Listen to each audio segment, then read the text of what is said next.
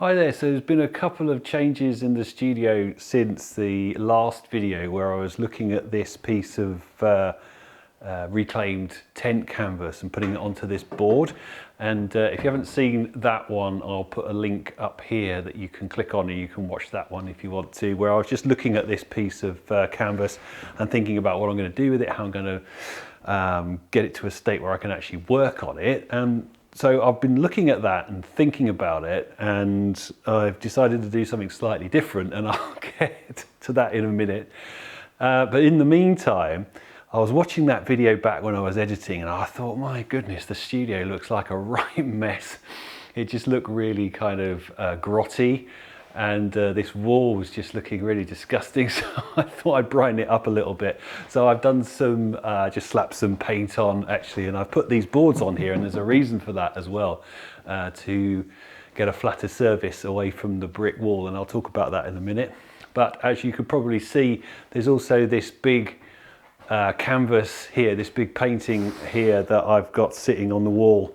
And the reason that there is I've just got it out of storage because it's a painting that I did, I think it must be about 15 years ago, for this exhibition, which was an exhibition where I was the artist in residence at Chatsworth here in Derbyshire, and I was doing a lot of work for an exhibition in London, but I was based at Chatsworth doing a load of paintings in the landscape and around the landscape there, and then working in the studio, sketching on, actually I was doing a lot of painting outside, start to finish painting outside at the time, and also then bringing those smaller paintings back that I did on the spot, using them as inspiration for larger pieces.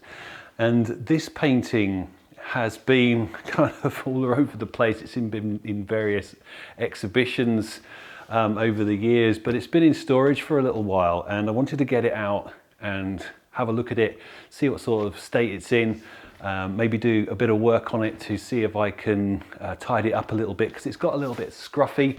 It's been, I don't know, it's not been mistreated, but I think when you've got a painting that's being moved from one exhibition to another and then put in storage and then taken out of storage, there's going to get the odd little scuff here and there. So I want to have a look at that, have a look at what maybe needs doing to exhibit it again. And yeah, I thought it'd be quite good fun to show you while I'm doing that and show you what I'm going to do on it. Yes, and as I was looking at that, I found the catalogue for the exhibition, and you can see the exhibition was called Chatsworth Reflected, because I was trying to find ways of bringing the architecture into the paintings without being too obvious about it. So I'm looking into the river with the part of the building reflected, so obviously it's inverted into the river. But what I really wanted to look at here was these leaf shapes, because this is something that I probably did for the first time, or one of the first times when I was doing these paintings, was using these little print blocks to get a repeated pattern. So I've made this little leaf shape and used it to get this kind of repeated pattern, and it's a really nice way of working. It's a really useful way of working. As you can see, I've worked over and into these little shapes, and so they're not all the same, just even though I used the same print block for all the leaves, they don't all look exactly the same because I've worked over them and wiped back through and all sorts of things. There's a kind of different bits of layering going on there as well. So I thought that was quite interesting to see that, because it's quite a while back that I did these paintings, and it's quite interesting to see the kind of progression. There's a photo of me there painting away outside, a young man there. So yeah, there's another one here actually of me painting somewhere. Let's have a look at that. Oh, there's that one there. That's quite a good one. Painting in front of the house.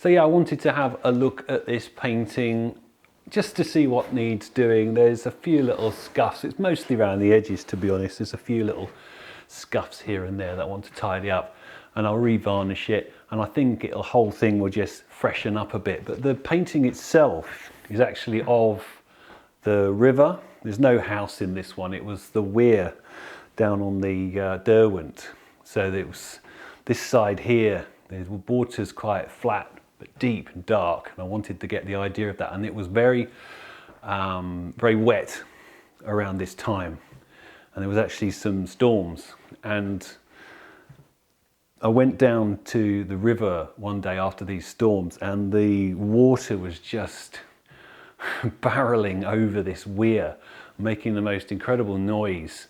And it was just a really striking image in a kind of sensory way. It was visually really interesting, but it was also really noisy and quite exciting. So I wanted to make a painting which reflected that, and I felt like it needed to have this kind of scale in order to make it work, because I think if it was a small painting, it wouldn't have quite the impact. It needed to be this kind of grand scale. So this painting's about 150 centimeters by 180, so that's 5 by 6 feet. So it's not enormous, but it's plenty big enough. But it needed that scale. I think it needed to have that sense of when you're standing in front of it, you have the feeling that you're actually there in the landscape. And that's what a lot of my paintings are trying to do, is kind of reflect the experience of being in the landscape. And I think when you've got something this scale, it really fills your field of view. And I think that really helps to provide the kind of impact of the thing that you're trying to represent. So yeah, and I've always really liked this painting as well. As you may know, my next online workshop is coming up in a few weeks, and there's still time to join. So if you want to do that, if you want to find out how to go from absolutely nothing, start with nothing, get outside, do a bit of sketching, bring it back to the studio, have a really good play around with it on board and canvas or whatever you want to work on. Even better, if you're on my membership group, you can get 20% off the price of the workshop. You can join it for absolutely free, and there's no tie-in period, and you can still get the discount. So if you're interested in any of that, please do check out the link that's here on the screen.